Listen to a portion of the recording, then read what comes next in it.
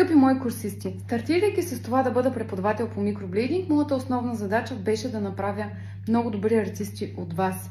И това вече започва да се усеща. Чуйте следващото видео. Здравей, Мила! Извинявай, че те нямах, просто искам да ти споделя. Сега правих една консултация с едно момичето в Свиленград и ми каза, аз много исках, мислех да си ги направя при Мила, но вика целият път до там, вика, много не ми се пътуваше, вика, и си викам, щом ти си изкарала курса при нея, значи те е научила да работиш качествено като нея, така че вика, ще си ги направя при тебе и си записа част. Много често чувам думите: защо да изкарам курса по микроблейдинг, като те всички искат да си направят веждите при теб?